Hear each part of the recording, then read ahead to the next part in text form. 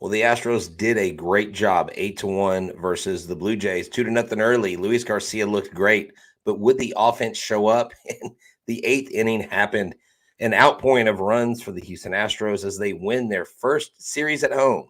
We'll talk about this on tonight's Locked On Astros.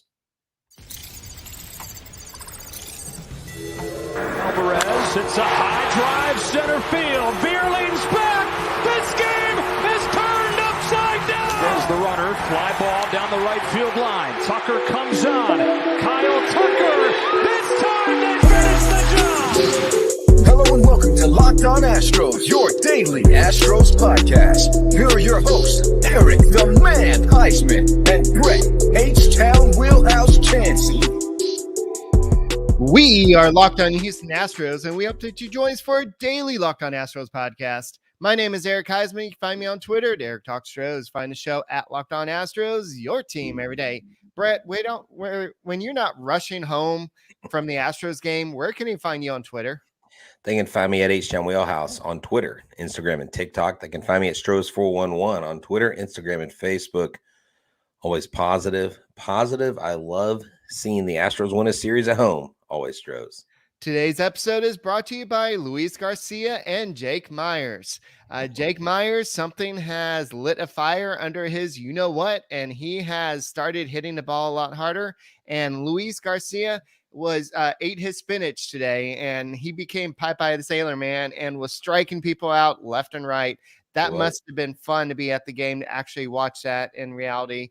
But we'll talk about that and a lot more. And guys, thank you for making Locked On Astros podcast your first listen every day. And I hope you feel proud to call yourself an everydayer, somebody that listens to Locked On Astros podcast every day. So go and subscribe to us on YouTube. Go and give us a fat thumbs up, and go and make us your first listen on Apple, Odyssey, Spotify, wherever you're listening to your podcast. Go ahead and check us out. We do appreciate it.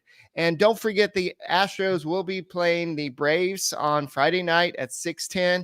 Catch every pitch of the Astros hometown broadcast with SiriusXM on the SiriusXM app. Search Astros. And don't forget, can they go ahead and carry the momentum from what happened in the eighth inning, what Luis Garcia did? I don't know, but just listen to it on the SiriusXM app on Friday. But this was just a all-around great game for the Astros. And Garcia just started it with striking out the first six batters.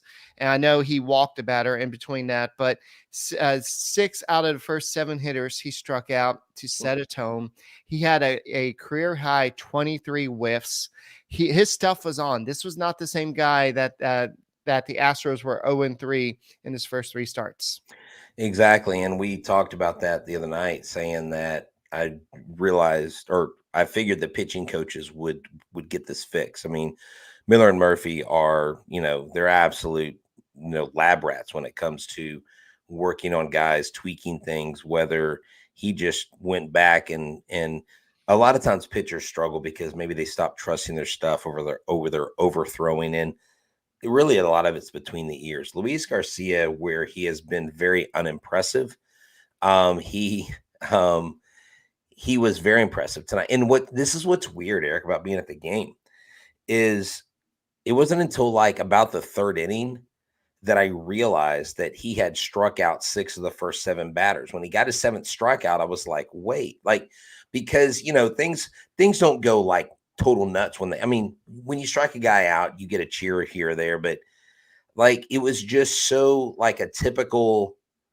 good solid start that we're like, this is what the Astros do, and the Astros offense, they got those 2 runs. You're like, okay, this is good. We scored early, but it was a great win. And, watching him on the mound, he looked comfortable. He didn't look rushed. He looked like he was really in the moment. And this is what needed to happen. I was talking to Clay Hensley before he went on the air there at AT&T Sports there in center field, and we were talking about how, look, we need to take advantage of Berrios because he gives up like 54.3% hard hit contact, where the league average is like 35%. And I said, look, as long as Garcia commands the zone and gets swings and misses, the Astros should be able to win this game. And he went out there and did that. And That's what this team is capable of, Eric. Even with Altuve and Brantley out, this is the Toronto Blue Jays. This isn't a feeble organization. This isn't we got lucky against the Tigers. This is a legitimate contender, and we beat them. And think about this. We beat this contender. Who have the Rangers actually beat? And I'm going to chop on them a little bit. 6 of their last 10 games have been against the Royals, and they're beating up on the dregs of the league. While they're 12-6, they're paper champs right now. So let's take our lumps, let's take our punches and get back up and beat actual real competition. And I think this will bode well for us. I really hope this carries over to next series. I don't know that things go from series to series, but it's definitely great to get on a getaway game and go and be winners. And they haven't lost a getaway series. What is it, 10 or 11 in a row or something? Yeah. Some kind of, they're on a streak. I don't have the number in front of me, but it's a lot. And Brett just called the Astros the bad teams because the Rangers beat them in that series. Well, we're the only team. Well, right now, we're under 500, dude.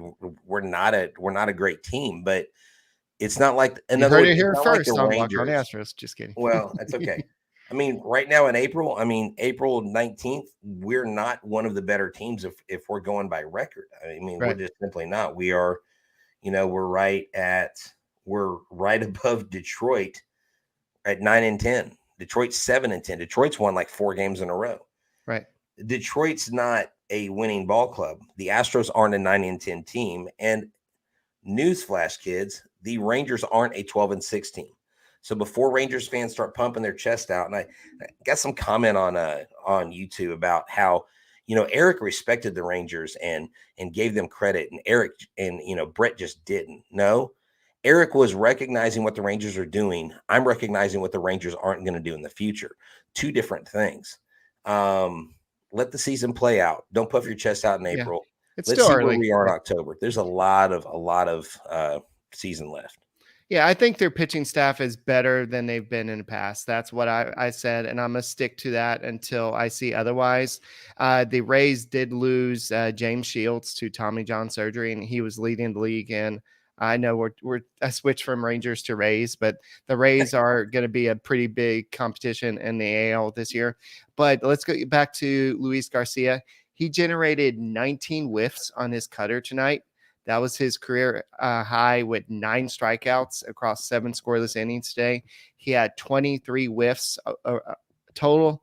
So he just looked good from the get-go. 92 pitches, 65 strikes. I know there's a lot of people saying, why didn't you leave him in for that extra inning? Why'd you have to bring in Montero? Montero loaded the bases with the bottom of the lineup, and he couldn't get anybody out. So they scored a run, and then Pena Abreu had to come in and do the job. And by the way, that was a freaking A job that he did there. I love the movie Aliens, and that Bill Paxton, I think that was his character. He's like, freaking A, man.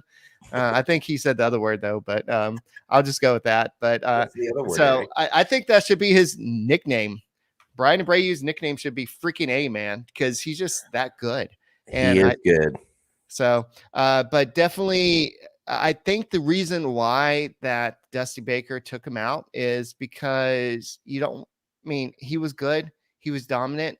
You want him to have success. What if he starts to tire out and then all of a sudden he gives up 2 runs and then any confidence? This guy has had a terrible season. You don't want to risk that. And you already got to the part of the bullpen because Montero is supposed to be that pitcher, that guy you're supposed to count on. That's the guy that Jim Crane, not Dana Brown. I saw Archbishop Deshay saying that somebody quoted, I think he quoted somebody and saying this was the worst signing in the Dana Brown era. We just have to remember that he did not actually sign him. That was a Jim Crane signing. But Montero had a great season last year. This year, he's not looking so great. But Pena Abreu, he did what he's supposed to do, came in and just got the job done. And that was super impressive, just everything. And poor George Springer. You said that luck was not involved or something. George Springer hit into a lot of bad luck in this series. He hit 109 mile per hour line drive right to Alex Bregman. And he was frustrated all the way back to the dugout. He was just all the way into dugout. This dude has been hitting rockets all series, nothing to show for it. And he's like, I used to own Minute Maid Park. I don't know what's going on here. I need a Built Bar. I am so mad right now. So, Brett, let's talk about Built Bar. Yeah, Built Bar is the best tasting protein bar in the land. And let me tell you, for a while now, we've been talking to you about going to built.com. And I'm going to tell you this, that we are super excited about all the things that Built Bar has. The promo code Locked On 15. Built Bar's got new flavors. It's an incredible protein bar wrapped in 100% chocolate, about 130 calories, 4 grams of sugar, literally about 13 to 15 grams of protein. The macros are amazing. I mean, this is a world championship bar. If you're a world championship Astros fan, you've got to get a Built Bar. BuiltBar.com is bringing out something new, something big every week, every month. They don't just have Built Bars. They have Built Puffs. They have so many other things. They have this whole Built kingdom. So go to built.com. Use the promo code LOCKEDON15 for 15% off your order. That's LOCKEDON15 for 15% off your order of Built Bar. Go to built.com today. Brett, I know at home that 8th inning was super stressful and it felt like a playoff game. But what was it like at the stadium with the crowd? Like at that time, it wasn't an 8-1 game. It was a 2-1 game at that time. And 1 run would have tied it and just wiped out all Luis Garcia's success. Well, I mean, when they got bases loaded, I don't think there were any outs. Then right. No outs. Then they got the 1 out, and you were like, okay, if we get away with a tie, that's okay. Give up 1 run, tie it, whatever. There wasn't any panic, but there was, okay, this team's been a little inconsistent. Are they going to show up? And I told someone there, I said, remember, they score a lot of late inning runs. They scored the 2 in the beginning. They should be able to capitalize on that at some point next inning or even in the 9th. And what do you know? They came in and they got it done. Abreu shuts the door. The Astros walk into the 8th inning with the 1-run lead, and then literally the bottom falls out where Abreu's single, dude. I mean, the place erupted. It went nuts. Yordan Alvarez went to second. Bregman scored. And then Pena and Dubon scored. So there you got 4 total runs. Then you had Kyle Tucker hit a single to right center. And look, we're not hitting home runs yet. And then Jeremy Pena, earlier in the game, we were like, come on, Pena, get out of the slump. What are you doing? You got to hit the ball.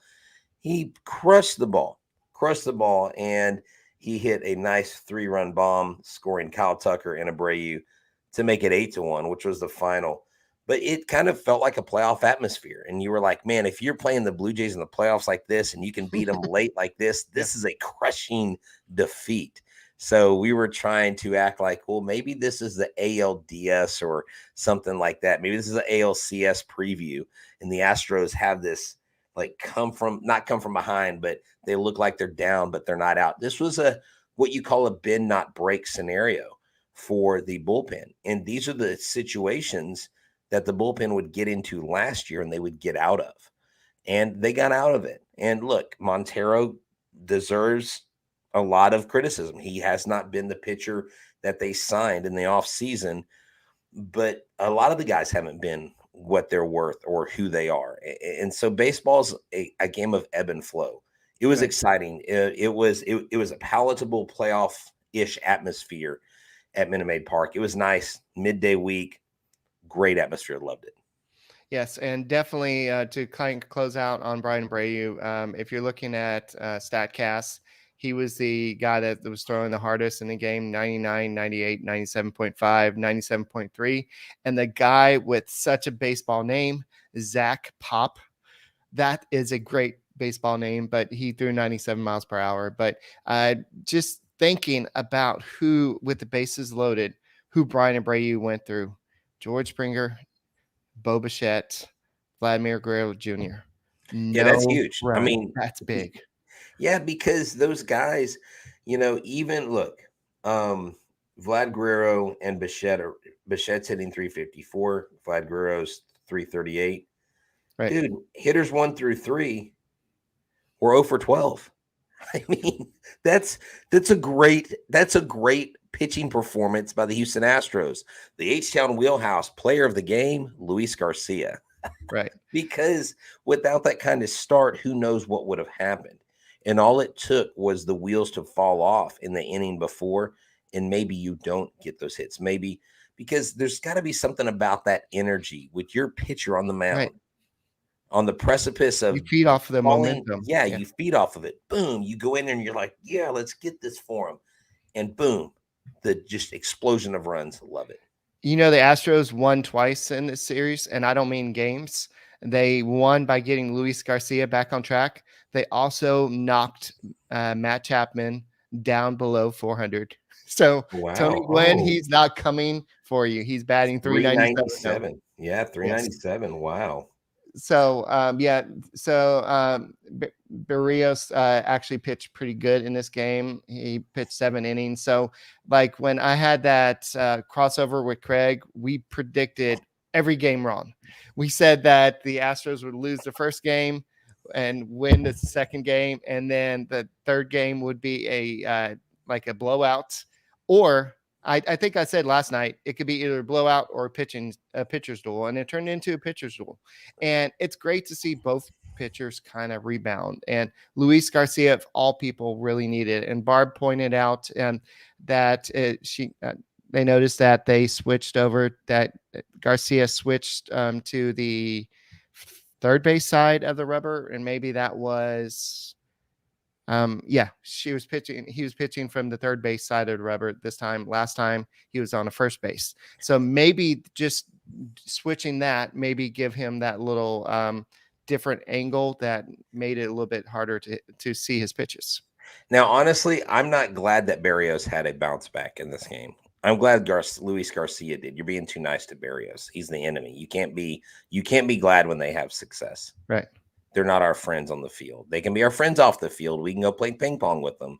But when we're between those two white lines, they are our enemies. We got to remember that, Eric. Just speaking of our friends, you know who else we should be happy about? Oh, Mauricio Dubon. Last minute, second game in a row, last possible second. He extended his hitting streak, 14 games. His previous high was 6. So congratulations, Mauricio Dubon. President of the Mauricio Dubon fan club. You have anything to say? I'm just really proud of him. The kid's making me happy. All the work we did in the cage this week has really paid off. The tee work we did, moving the tee around on the plate. And, I gave him some Skittles and some M&Ms when he got a few home runs in the batting cages. So it really paid off. But guess what? Jeremy Pena has 3 hits against the Toronto Blue Jays. Mm-hmm. All 3 hits are home runs. Is that good? It's pretty amazing. Like, it's only 3 hits, but his only 3 hits are all 3 home runs. And I didn't know that until I heard the guys on the radio talking about it, Ford and Sparky. I didn't know that. I was like, that is a factoid that I was not aware of. So, Blue Jays, don't pitch to Jeremy Pena, because even if he does strike out the next at bat, he's going to hit a home run. So I just thought that was kind of cool. 3 hits, 3 home runs against the Blue Jays. So I had to help my son with some geometry homework. And I as fast as Luis Garcia was pitching, I was before I knew it was like the 5th inning. I'm like, Lincoln, hurry up. I've got to watch this game. But I was able to watch it on my phone a little bit. But this was the shortest Astros game of the season. Oh, really? 2 hours and 24 minutes. Wow. Even with that late inning surge, huh? Yeah, even if all the drama in the 8th inning, and I almost had a heart attack. I felt in the 8th inning. I'm like, I shouldn't be this invested in a game in April, but that's how much the team has struggled so far. You should be that invested, Eric. Hey, listen to this. I actually had a Chas McCormick card on me, a little thing I I promoted on Twitter last minute. And I said, if someone walked up to me and says I'm an everydayer, I'll give you this Chas McCormick Topps Chrome rookie. And some guy walked up to me and said, hey, I listen to your show. I'm an everydayer. I gave him the card. I took his picture, put it up on Twitter. I met some fans from Niagara Falls, some Blue Jays fans, talked to them about Locked On Astros, Locked On Blue Jays. Had some random people come up to me and say, hey, is this you? And they showed me my picture on Twitter. I'm like, that's me. And so everybody had a lot of great things to say. So thank y'all for supporting the show. If y'all are watching the show afterwards, just send it a shout out. I can't remember all the names, but thank y'all for coming up and the kind words, Eric. They were like asking about where you are. Hey, where's Eric? They always assume that we are in the same place. We're not even in the same place right now as we record this. But I said, hey, he's at home with his kids, probably doing homework or something, which there you were doing geometry. But what a fun game to watch. This ball club has a lot in the tank that they haven't let out yet. And once everybody's healthy, once everything's going in the right direction, you're going to see a lot more really good stuff than you do bad stuff, I believe. And you need Jake Myers. You need Hensley. He was kind of a non-factor, but you need these guys to come off the bench and do something. But can we just start Jolks? Can we just make sure that we start Jolks all the time, every time? He only got one at bat today.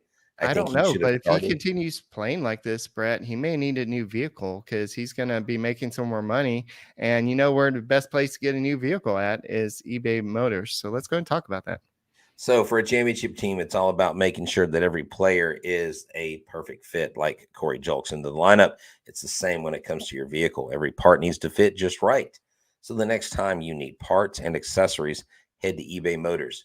With eBay Guaranteed Fit, you can be sure that every part you need fits right the first time around. Just add your ride to my garage and look for the green check to know the part will fit, or you get your money back. Because just like in sports, confidence is the name of the game when you shop on eBay Motors. And with over 122 million parts to choose from, you'll be back in the game in no time. After all, it's easy to bring home a win when the right parts are guaranteed. Get the right parts, the right fit, and the right prices on ebaymotors.com. Let's ride. Eligible items only. Exclusions apply. All right. So people are asking if the game is going to be on Apple TV on Friday. I'm looking that up right now. Yes, it will be. This Jesus. Friday on Apple TV. No. Yes. God. So, I've been looking for an excuse to subscribe for. No, that's something else. Is this where Ted Lasso is, or is that different series? Dude, I don't watch that series. I have no idea. I don't know. Okay. No, I think that's HBO. It doesn't matter. If it's on Apple TV and Apple TV people are listening to our show like they did last year, sorry, we're just very partial to our home broadcast channel. Hey, I got to talk with one of the executive producers of the AT&T Sportsnet group, and I just complimented him on how seamless it seems to be from in studio to the booth, to Julia and everybody. I was like, everybody y'all have working with the channel, y'all just have a great team. And this guy, John was like, hey, whenever you employ the best in the industry, you're going to get the best. And he said, we're always looking for new ways to entertain the crowd. We talked about how they use analytics and stuff. Mm-hmm. And he said, we're always, talking about, look, hey, Jeff Blum, don't use too many analytics, teach the people, teach them something new, because we may have a new viewer, we may have new fans. So tip of the hat to AT&T Sportsnet. I was out there hanging out with Clay and some of the guys. It was just neat listening to behind the scenes talking, and they put a lot of time and effort into that. So that's why I don't want to see it on Apple TV, because I would just much rather listen to our local people, because they're just top notch. Yeah. Ted Lasso is on Apple TV. So definitely, I think I may subscribe just to watch this game. And also, me and my girl have been looking to catch up on the latest season of Ted Lasso. So that's something I may look at doing this weekend. So, hey, perfect excuse for 1 month. But yeah, it's something you have to deal with unless you know ways around it. But I do like Astros baseball. So. And the Braves are a pretty darn good team, and the Astros are hopefully going to be a pretty a good team by the end of the season.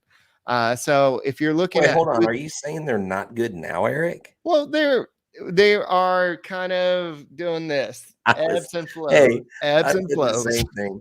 I said the same thing earlier, but I just want to throw this in there, Eric. The Astros do play the Braves at 6:20 Central Standard Time. Hunter Brown takes on the Braves. You can catch every pitch of the Astros home broadcast with SiriusXM on the SXM app. Search Astros. Check it out. Yes. And Friday, we're going to be facing Bryce Elder. Then Saturday, Kyle Wright for the Braves. Then Sunday, Max Fried. So that's going to be pretty interesting matchup for the Astros. It's going to be Hunter Brown. Then after Hunter Brown, it goes back to Framber Valdez, I believe. And then it goes back to Christian Javier. Right. And Fried is 1-0 with 6 strikeouts. Yeah, we can talk more about the matchups in tomorrow's podcast. Definitely. I was just looking. Kyle Wright 6.23 ERA, and then but he's still good, and I think he's coming off a shortened spring training, if I remember correctly. So yeah, I hope we pound him in the ground. I don't like the Braves. I haven't liked them since the '80s. So, Dale Murphy, I liked him. He was pretty cool. I will admit that I was a big. I mean, I've always liked the Astros, but when they weren't playing the Astros, I did like the big three of Greg Maddux, Tom Glavine, and John Smoltz. I loved watching them pitch, and I didn't. You know how you could always watch every Braves game on TV, but you couldn't watch the Astros game. So it was very easy to watch them. It was very easy to watch the Cubs. And so even if you didn't, so I was always an Astros fan, but it was just cool to watch them in the 90s. Was I a Braves fan? No, I just admired those pitchers. And so wait, what was that album you showed me when you were a kid? All the Braves gear? I'm joking. No, I remember like somebody at the YMCA one time when I was at summer camp had a A's hat, and I'm like, "Ooh, let me put this on. Oh, this looks cool. Is it A's for Astros?" Wow. No, well, I actually, the Oakland A's were an American League team. So, I had a National League team, which was the hometown Astros, and I had an American League team, which was the Oakland A's. Right. And Mark McGwire was my favorite player growing up. So it was just natural that I was an A's fan. I would go to watch them play the Bash Rangers Brothers, at Arlington Stadium. Bash Brothers, met Jose Canseco, met Mark McGwire, Ricky Henderson, Dave Stewart, all those guys. I met a lot of the A's at those games. And so I was a big fan of theirs. And they literally, in those years, the Astros didn't really have many chances to play against the American League until they got to the 90s. So you could do that back then. Now you really can't. You can't say you have a favorite American League team, because I bet once they bring in 3 new teams, Eric, they're going to do a complete realignment of this league, and you're not going to have an American League and National League. You're going to have like 2 conferences, and it's going to look like the NFL or the NBA, and it's going to look way different in the next, I think, 5 to 10 years. So you don't like the Yankees anymore? I thought last week you said that your favorite team was the Yankees. No, I'm kidding, guys. I'm kidding. No, I said I hope the Yankees beat the Rangers. It's the only time I'm going to root for the Yankees. No, I hate the Yankees. All caps, bold italics, anything. Like, yes, I don't hate players because I don't hate people. I just hate the Yankees, the organization. Ugh. I'm just glad that Matt Chapman is out of town. I'm glad that get out of here, Matt Guerrero Jr. finally got that home run out of his system. Now he could never hit one again. That was his first time at Minute Park. Now he can't hit one again. And I'm just glad that Jake Myers is starting to do something. And Jose Abreu, we haven't really talked about it, but he's starting to make some hard contact. He had that big 2-run single today. Then I think he had a hit earlier in the day. He had a little blooper to right field, his first hit, and then he hit the ball pretty hard. Look, Abreu is a slow starter. I mean, we don't really realize that because we're not in the south side of Chicago. He's a former MVP, y'all. He's a very good hitter. Yeah, his glove's not Yuli, whatever. I mean, guys, got to build a bridge and get over it. Yuli's not here. Abreu is our first baseman. Be happy about it. But in the top 1, 2, 3, 4, 5, 6, 7 hitters of an exit velocity in today's game, Jake Myers appears in there twice. Oh, So Jake the Rake. 100.8 and 107.2. And 107.2 was the highest of the game. So Damn. I'm not saying I'm starting a Jake Marisnick fan club or anything, but Jake it's Marisnick. good. I mean, Jake Myers, whatever. They're the same person. No, they're not. I know. No, they're not. Jake Marisnick had a way better glove. Yeah, I know. But it's good that we're getting some production in center field. And once Michael Brantley comes back, and then eventually once Jose Altuve comes back, you may see Chas McCormick and Jake Myers fighting for playing time with Mauricio Dubon, because Dubon could become the center fielder. Well, I wouldn't put Dubon as a center fielder. I would try to get him in the game, maybe as DH or something like that. Where? I still think, because you're going to have Brantley, you're going to have Alvarez. And Julks.